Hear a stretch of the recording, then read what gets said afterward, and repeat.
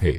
اسلام قبول کرنے سے پہلے میرے ذہن میں کوئی مذہب نہیں تھا۔ میں ایک اور طریقے سے بتاتا ہوں، یہ تھوڑا مضحکہ خیز بات ہو سکتی ہے، لیکن میں جب بھی اپنے گھر سے نکلتا تو کہتا ان نمبروں کو گنو۔ میں نے ایک رسم بنا لی تھی، 7 نمبر دبائیں، مختلف رسومات۔ میں نے دوسرے خدا اپنا لیے تھے۔ انسان کو فطری طور پر ایک خدا یا سرپرست کی ضرورت ہوتی ہے۔ چونکہ مجھے معلوم نہیں تھا کہ اسلام کیا ہے، میں کسی طرح خود کو بچانا چاہتا تھا۔ کسی نے آیت الکرسی کی تلاوت کی اور میں نے آیات کی تعداد گنی۔ وقت کے ساتھ ساتھ مجھے کچھ ایسا یاد آتا ہے۔ میری یادداشت بہت مبہم ہے۔ مجھے مذہب میں زیادہ دلچسپی نہیں تھی۔ میرا مطلب ہے میں کالج میں تھا، 20 یا 21 سال کا تھا۔ ہم اپنے والد کی گاڑی میں گھر جا رہے تھے۔ اس وقت ہم آذربائیجان میں تھے۔ ریڈیو پر ایک آدمی تھا، خمینی نام کا امام، وہ کسی بارے میں بات کر رہا تھا۔ میں نے پوچھا، ڈیڈ کیا یہ نبی ہے؟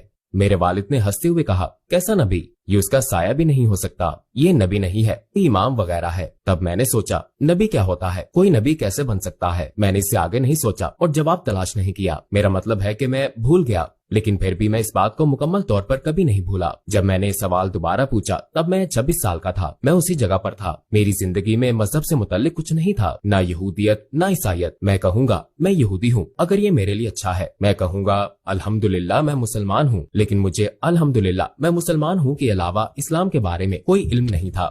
جب آپ کلمہ شہادت پڑھنے کے بعد مسلمان ہوئے تو آپ کو کیسا محسوس ہوا؟ میں جذبات سے بھرپور تھا۔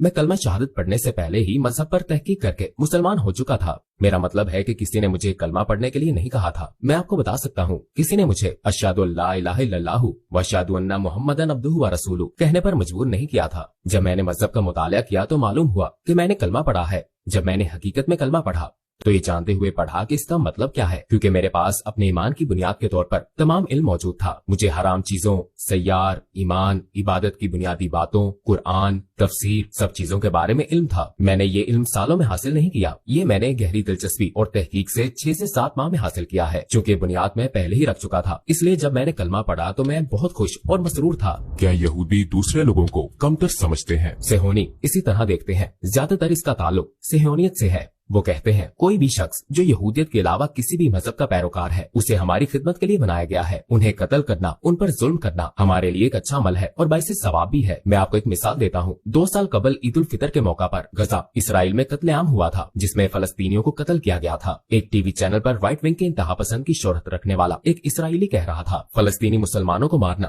غلط نہیں ہے اور ہمارے لیے گناہ نہیں ہے۔ اب ہمیں انہیں ختم کرنے کی ضرورت ہے تاکہ کل کو وہ ہمیں پریشان نہ کرے۔ اگر ہم اب ایسا کریں گے تو ہمیں گناہ نہیں ثواب ملے گا۔ اس بارے میں پوچھنے والا ٹی وی اینکر بھی حیران رہ گیا، جس نے کہا تھا کہ یہ صہیونی ہے۔ آپ مسلمان کب ہوئے تھے؟ آپ نے مسلمان ہونے کا فیصلہ کیسے کیا؟ جسمانی اور روحانی طور پر مجھے کافی مشکل وقت دیکھنا پڑا۔ یہ ایک محفوظ پناہ گاہ ہے، یہ مجھے حرام چیزوں میں نہیں ملی۔ حرام نے مجھے کچھ نہیں دیا۔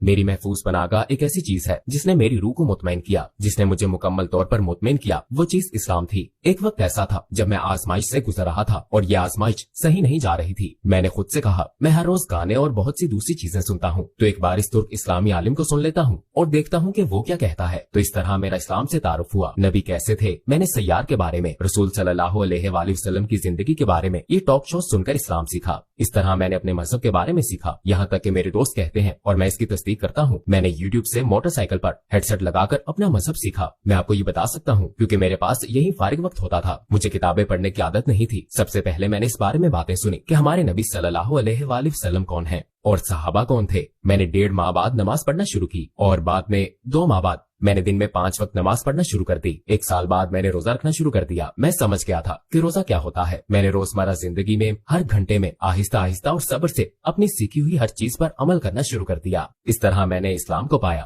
جب سے میں مسلمان ہوا ہوں میں بہت خوش، نڈر اور مضبوط محسوس کرتا ہوں۔ مجھ میں ایک انرجی آ گئی ہے جو یہ فراہم کرتا ہے۔ کیا وہ اسرائیل میں بچوں کو اسلام مخالف تعلیم دیتے ہیں؟ اسرائیل میں سب سے سنجیدہ ٹیچر ٹی وی ہے۔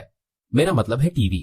میں کوئی اسرائیلی ٹی وی چینل نہیں دیکھ سکتا کیونکہ اگر دیکھوں تو میں غصے سے اپنے دانت پیس ڈالوں گا۔ اتنے جھوٹ اور بہتان میں نے کسی اور چینل کو اس انداز میں اتنی مبالغہ رائے کرتے نہیں دیکھا، کیونکہ وہ آپ کے لاشعور کی تربیت پر بہت زیادہ سرمایہ کاری کرتے ہیں۔ فلسطینی دہشت گرد، کوئی جملہ فلسطین اور دہشت گردوں کی ذکر سے خالی نہیں ہے۔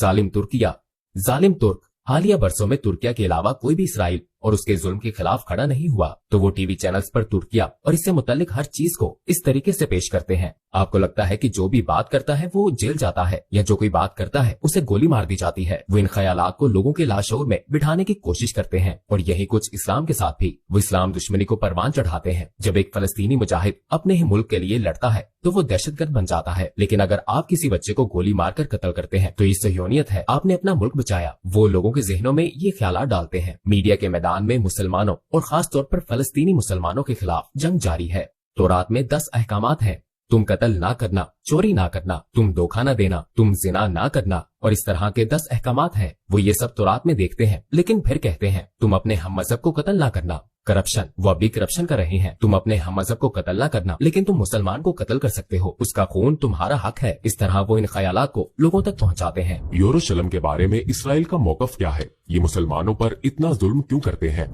यरूशलेम इसराइल का सबसे अहम मसला है। ये सहयोनियत की अव्वलीन ख्वाहिश और ख्वाब है। दीवार गरिया का मतलब है यरूशलेम, इसीलिए उन्होंने इसे ये नाम दिया है। वो इसमें दाखिल नहीं हो सकते और ये मस्जिद अक्सा और हैकल सुलेमानी के नीचे है। मेरा मतलब है वो इस दीवार पर रो रहे हैं। दीवार के पीछे वो अल अक्सा और यरूशलेम के लिए रोते हैं। हैकल सुलेमानी अल अक्सा के नीचे है। सहयोनियत में उनके अकीदे के मुताबिक एक दिन वो अल अक्सा को तबाह कर देंगे और हैकल सुलेमानी को दरियाफ्त कर लेंगे। और हैकल सुलेमानी के बिल्कुल सामने एक पहाड़ पर यहूदियों का कब्रिस्तान है। यहूदी लोग इसी कब्रिस्तान से दोबारा जिंदा होंगे और हैकल सुलेमानी पहुंचेंगे और यहाँ जमीन पर जन्नत में रहेंगे और सहयोनियत दुनिया पर हुक्मरानी करेगी। ये उनका ख्वाब और उनकी ख्वाहिश है और उसे पूरा करने के लिए यरूशलेम अहम है। जब वो यरूशलेम पर हमला करते हैं, जो वो हर रोज करते हैं, अल अक्सा यरूशलेम मुकम्मल तौर पर इंशाअल्लाह ऐसा कभी नहीं होगा। अगर वो अल अक्सा को गिरा देते हैं तो इस बात की निशानी होगी कि वो दुनिया पर हुकूमत करते हैं और वो हैकल सुलेमानी भी बनाएंगे। इसीलिए यरूशलेम उनके लिए वाकई अहम है। यरूशलेम वो जगह है जहाँ से उनकी फतह शुरू होगी। मैं जानता हूँ कि आपको इसराइल में इस्लाम पर अमल करने में मुश्किलात का सामना करना पड़ा, फिर आप तुर्किया चले गए। आपने तुर्किया में कैसे एडजस्ट किया? क्या आप यहाँ बतौर मुसलमान रहने में आसानी महसूस करते हैं? जब मैं कहता हूँ कि मैंने अपना मजहब यूट्यूब से सीखा है तो मेरा मतलब होता है उन स्कॉलर से जो यूट्यूब पर मेरे लिए काबिल भरोसा है। मोतबर सराय से जब मुझे असर अल सादा, आयशा रजी अल्लाह अन्हा, खतीजा रजी अल्लाह अन्हा और दीगर सहाबा रजी अल्लाह अन्हुम के बारे में मालूम हुआ